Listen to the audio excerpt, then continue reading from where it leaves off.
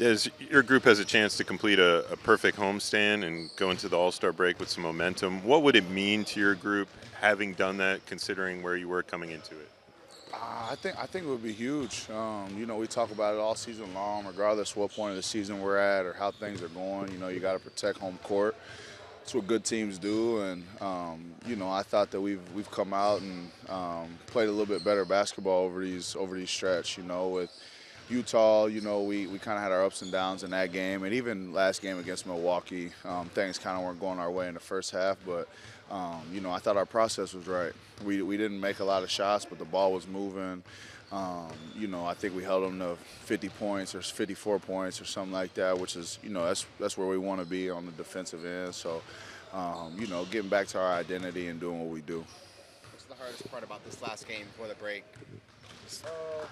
I think I like it actually. It's like you go out there and you leave everything you have on the court, and you got 7 days rest after.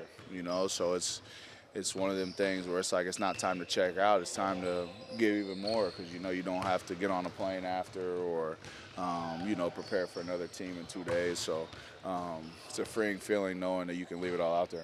What was the last game like for you? I know Franz came off the bench, but when you, Franz, Jalen, and Paolo are on the court together, that hasn't happened a whole lot this season. So what was that like for you to go through that again? It was great. I think you know what Franz brings to the table, and what he does on both ends of the floor for us. So having him out there and getting Jay back, Jay didn't play for basically a whole month. He played 2 games in 30 days. So, him catching his rhythm, catching his strides, really been passing the hell out of the ball. Kick aheads, just a lot of things that have really helped, I think, ignite our offense and the way we've been playing. So credit to him. Look at this guy over here. What you seeing, man? You see a good looking dude up through that lens? How critical is kind of building confidence and just having this homestand, being able to kind of get that feeling of playing good basketball again and getting that process? It's huge. Everything's about momentum. You want to generate as much good momentum as you can. That's not everything, but it's real. We're human. So it's going to be a great. We got great opportunity to go home feeling good about what we've done. Going into the break. You guys need to do to get back to your identity more often. No team is perfect over 82. You know that, but to get closer to the identity that this team has built, how do you do that more of the time, more often? What identity? Toughness, physicality, defense creating offense. Yeah. Being the kind of team that other teams hate to play. Yep, I think that it starts with your mentality, and understanding that and taking pride in that is the way that we play, and that's something that we can hang our hat on, night in and night out, regardless of the outcome, and really feel good about that and knowing that can give us an opportunity to win games every night. Last game we forced 20-some turnovers, and we had layups, dunks, threes, bench standing up, getting into it. Those type of energy plays.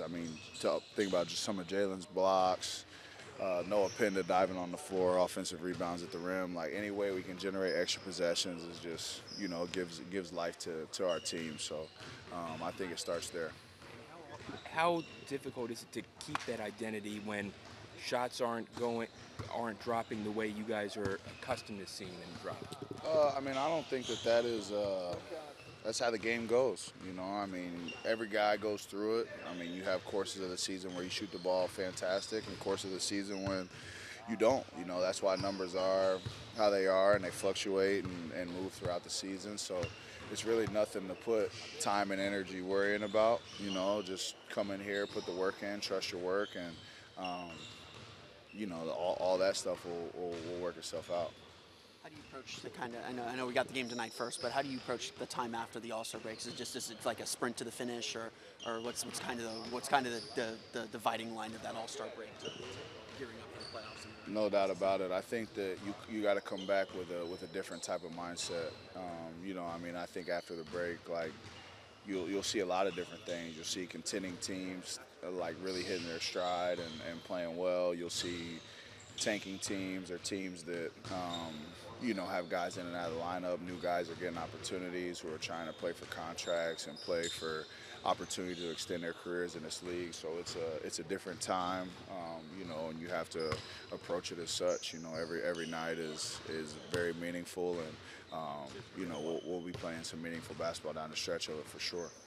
What is your approach to the break itself? How much time do you take off? How much time do you how do you allocate your time? I'll probably I'll take like 2 days completely off, you know, not do anything, and then my trainer, he's coming with us, so we'll get it in once or twice over the break, but nothing crazy, more so just to keep the rhythm, you know, keep the body moving a little bit, you know, and just enjoy some downtime with my family. Looking at tonight's game, Doc Rivers said on Monday that the second game, these two game sets are a little bit more spirited. How do you keep that physicality and energy up in this second game set, knowing that Milwaukee's coming out wanting to get a win? Yeah, no doubt. I mean, I think that, you know, he talked about it in the presser and, you know, what he thought about the game and how we kind of controlled it with our physicality and effort. So I expect him to come out and play very hard tonight, you know, and we'll exceed that. Thank you very much. Good deal, Des. Thank you.